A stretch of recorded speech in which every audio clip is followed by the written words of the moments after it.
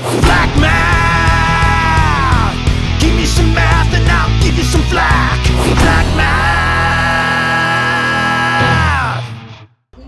All right, here we go. We're doing lesson 15.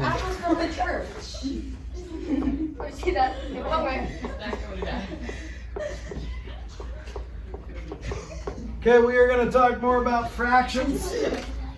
We're going to talk about the word equivalent. So, look at the word equivalent. Do you see equivalent? Do you see another word in there or parts of another word in there? Do you see it, Hunter? What is it? Equal. Equal. Look at this. E-Q-U-A-L. Okay? So there is, turn around, Dylan. I'm not going to tell you again. Okay? Equivalent. See the word equal in there? So here's a good definition of equivalent. Equal amount, but more parts or pieces. So for example, if I ate 1/4 of the pizza, I feel like I have a problem if I ate 1/4 of a pizza. But you know what I feel better about? Eating 3/4 of the pizza. 2 pieces of a pizza. I feel a little bit better about eating 2 8s because 8s are cute little pieces. If you eat 1/4 of a pizza, then it's excessive. But if you cut it into 2 pieces but eat the same amount, you feel a little bit better about yourself. But you still put the same amount of food in your mouth. Okay, yes. I eat half of a pizza. Okay, depends on the pizza. Like if it was this size, I would eat that whole stinking pizza because that's little. Okay? All right, so let's see how this is the same amount. 1/4 is the same, or 1 out of 4 equal pieces is the same as 2 out of the 8 equal pieces. Okay?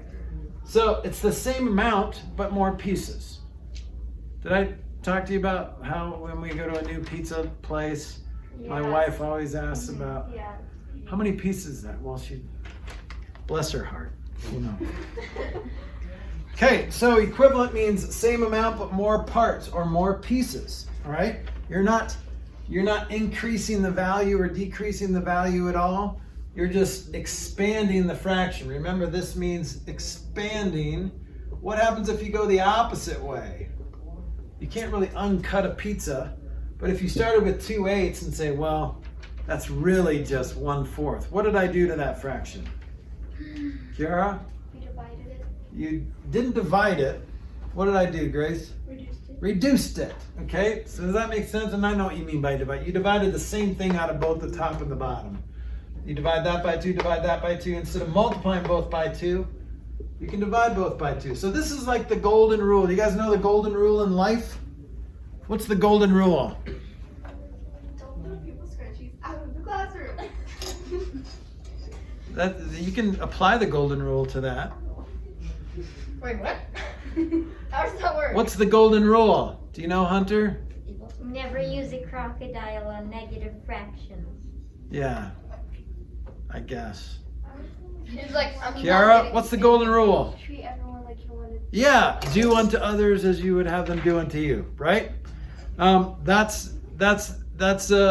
if you don't want your scrunchie thrown out of the classroom, then don't throw someone else's scrunchie out of the classroom. Okay? So, we have a golden rule in fractions of equivalent fractions. If you're going to multiply the bottom by 2, multiply the top by 2. Be fair. Okay? You can also divide the top by 2 as long as you divide the bottom by 2. And it doesn't change the amount. Because here's what's happening. You guys know how to multiply fractions? Remember, you just multiply straight across. What happens when you multiply anything by 1? What happens? Yeah, you can experiment with that this weekend. Whatever you see, multiply it by 1. See what happens to it. I just did it all to you. Just right. You weren't even looking. I just multiplied all of you by 1. And what happens? Nothing. It stays the same. It maintains your identity. That's called the identity property of multiplication. Whenever you multiply something by 1, it stays the same. Well, really, 1/4 stays the same. It's just 2 over 8. When you multiply fractions, just multiply across, and you get 2/8. So that's the same thing as 1/4. Equivalent fractions. So when we make them more parts, like bigger numbers on the top and the bottom, that's called expanding a fraction. But when we go the opposite way, when we divide stuff out of the top and the bottom, that's called reducing a fraction. Kind of makes sense, right? Reducing makes it simpler. Expanding makes it chubbier. Yes? Isn't multiplying by 1/2 technically the same as dividing by 2? Yes, it is. Multiplying by 1/2 is the same thing as dividing by 2. And we'll get to that when we talk about dividing fractions. Yes? Is it 2 of 2 1 whole? 2 over 2? Yeah, 2 out of the 2 pieces. So see how I put that big 1 there? So that's what it is. When you multiply by 1, it doesn't change. So see how this is still the same amount. 1/4 and 2/8, same thing. Okay? All right. So this is the identity property of multiplication. Identity property of multiplication. Basically says you can multiply something by 1 and it maintains its identity. Does anyone know what the identity property of addition is? Grady. 0. Yeah, so when you add 0 to something, it doesn't change. Try that this weekend too. Add 0 to everything you see and see what happens. I just added 0 to Grace. Nothing happened. Okay? That's not what you want to do at Thanksgiving. Thanksgiving, you want to add a lot. Okay? More than you normally would. Overeat. It's okay. Thanksgiving. Overeat. Okay? Identity property of multiplication. So basically, you can expand a fraction by multiplying it by 1. So that 1 you can multiply by 7 over 7. What's 7 divided by 7? 1. What's 16 divided by 16? 1. So you can do that all day long. If I had 2/3 times 17/17, that's still multiplying by 1. So that's 34, what is that, 51sts? That's still 2/3. Okay? All right. So you might get a problem that looks like this. You might get 2/3 equals how many 12ths? Well, how do you figure that out? Hunter, do you know? You times 2 by 4. Yeah, why 4? Because Why 4 you do that? Because 3 times 4 Right, is 12. because we had to multiply 3 by 4 to get 12. So you kind of have to ask yourself, what times 3 equals 4? Or what times 3 equals 12? And whatever you do to the bottom, which you didn't really do that, you just asked what the problem did, I guess. Then you have to multiply the same times the top, the golden rule. Treat the bottom and the top the same. 2 times 4 is? 8. 8. So 8/12 is 2/3. But 2/3 is a simpler way to say 8/12. Okay? 8/12 is not wrong. But if you leave an answer like that on your test, I'm gonna take half off. Yeah. Because you need to get into the habit of simplifying your answers, simplifying your fractions, reducing your fractions. Yes. What if the test says not to simplify it? Then don't simplify it. But you won't really get a lot of but this is what your test might look like. So you're just asked to find that missing number. So you can just put 8 as your number. And you can show your work, times 4 times 4, and I'll give you partial credit for that. But yeah, if this is what they want you to do, if they want you to expand a fraction, then don't reduce it after you expand it. Okay? Yes. Yep. Okay, now you will see equivalent fractions on this thing. What is this thing called?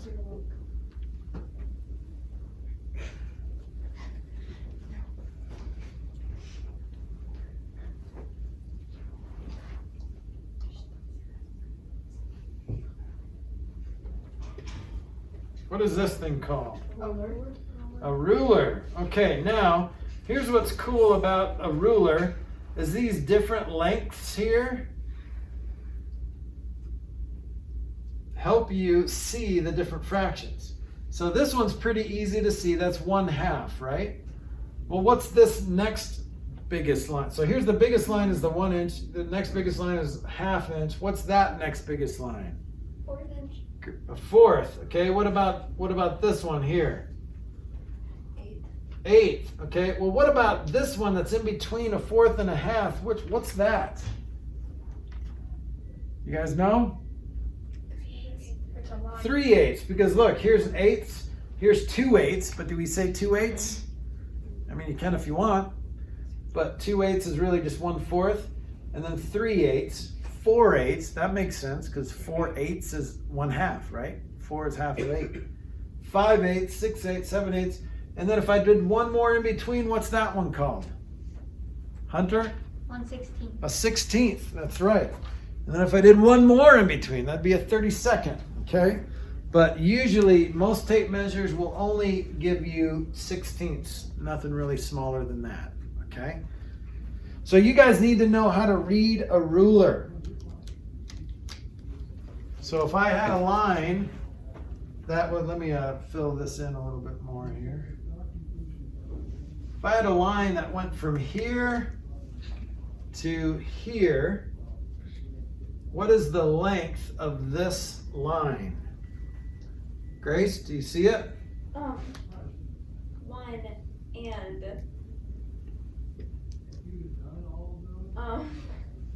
brain is blanking. 5/8. 5/8. Is that what you guys got? Is that what you got, Grady? I was gonna say 7/16. Okay, so 7/16. If it was a little bit like right there, that would be 7/16. But see, this section is just 8s here, so that's half. So that'd be 4/8, right? Mm-hmm. And then one more 1/8 after 4/8 is 5/8. Okay. Yes. What if you already know how to read a tape measure / ruler because your dad's a construction worker? Then you already know how to read a ruler. Good Yay. question. Okay. All right. Next, we are going to go the opposite way. So we're going to reduce some fractions here. So instead of expanding fractions, we're going to reduce. And it's still the golden rule, but the golden rule says whatever you do to the bottom, do to the top. It only applies to multiplication and division. So you can't like add the bottom number and then add the same thing to the top number and it equals the same. It doesn't work. Does 2/3 equal 3/4? No. So you added 1 to 2, you got 3. Added 1 to 3, you get 4. So 2/3 and 3/4 are not the same. It only works with multiplication and division. So for example, here's a fraction. 18, I'm going to reduce this. So reduce, you have to ask a magic question. What's the magic question you have to ask yourself? It's magical. Yes, Hunter. What is it divided by? Yeah, well, what is what divided by? The fraction. The fraction? Well, you can divide a fraction by anything you want. It's Grady? divided by. Like what it is? The answer? Well, no. What do you have to ask yourself? How do you reduce it? You have to ask yourself a question. What's that question? What is 24 divided by the 18 can also be divided by? Yeah, so what can you divide out of both Mhm. 18 and 24? So if you can divide the same number out of both the top and the bottom, then you can reduce it. Okay? Anyone know that? So what goes into, or what divides into, what goes into both 18 and 24? Anyone know? Yep, Addie? 6. So let's divide 6 out and see what we get. What's 18 divided by 6? 3. 3. And what's 24 divided by 6? 4. 4. Did anyone do this a different way? Somebody did. Kiara, what'd you do? So I made my numerator 9. You made your numerator 9. Oh, so you divided by 2. Yeah. And divided this by 2, and you got 9/12, and then you decided, hey, you can divide something out of both those too. So sometimes you can do it in 2 steps. What goes into both 9 and 12? Not 2. What goes into both 9 and 12? 3. So 3, you take a 3 out and you get the same answer. Now, is this the wrong way to do it? No, it just took you an extra step, but it doesn't mean it's harder. If it takes an extra step, it doesn't mean it's more difficult. Sometimes it's more difficult to think of the biggest number that can go out of it. But if you can think of it, then that's only 1 step. What is the biggest number that goes into 2 numbers called? Addie? The greatest common factor. Greatest common factor. So if you can determine what the greatest common factor of these 2 numbers is, you can do it in 1 step. So the GCF of 18 and 24 is 6. So you can divide that out. Now, it doesn't mean you're wrong if you divide it out by 2. You can just take it apart piece by piece. That's totally fine. Okay? That's not a wrong way to do it. Okay? So you can do it however you want, just as long as you don't stop until it's completely reduced. So this is reduced. It's just not reduced to lowest terms. So when you see in the directions, reduce this fraction, those aren't good directions. Because you could just reduce it partly, but usually your directions will say reduce fractions to their lowest terms. Okay? So basically, this is the simplest way to say 18/24. 9/12 is simpler than 18/24, but 3/4 is the simplest way to say 18/24. Okay? Does that feel all right? All right, I'm just going to do a couple more examples and we'll be done. 70% is not a reduced fraction. It's a fraction. What's the fraction? 70%. Grace? It's 70 over 100. Yep. Now you can see pretty easily that, I can reduce that. What goes into both 70 and 100? Yep. 10. So if you divide 10 out of both of them, you get 7/10 and you're done. Okay? So 70%, if I wanted to leave it as a percent, that's fine. But if I wanted to convert this to a fraction and you wrote that, then I'd mark half off, right? Because that's not a reduced fraction. Okay, reduce it to its lowest terms. Okay? All right, one more. 12/9. Can you give me a reduced fraction? Someone on this side of the room. Kiara knows, but anyone else? Yes, Addie? 3. Yeah, you can take a 3 out of both of those, and then what are you left with? I didn't get that far.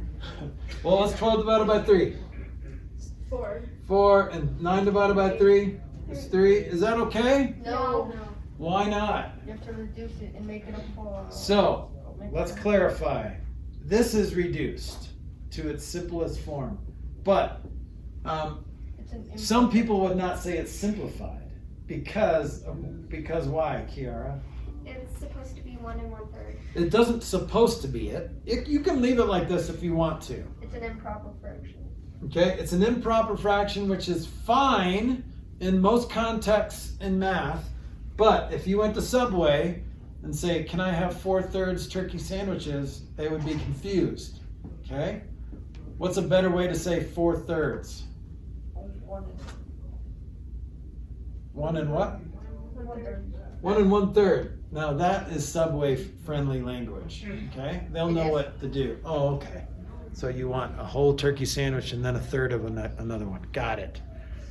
Okay? That works. But in most contexts in math class, improper fractions are your friends. So when I say reduce this to its lowest terms, this is an acceptable answer. But if I say simplify this fraction, sometimes people translate simplify as reduced and proper. Okay? So this is reduced, this would be reduced and proper.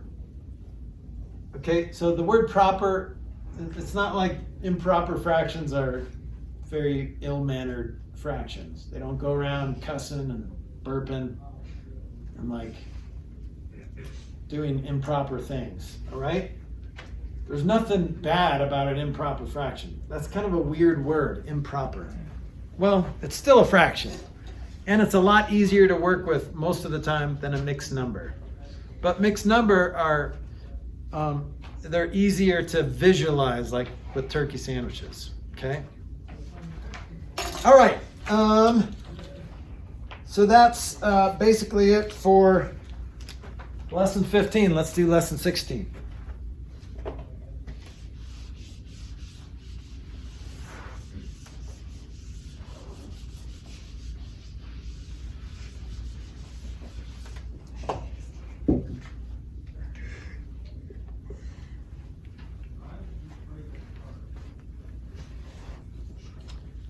Lots of secretive things happening here.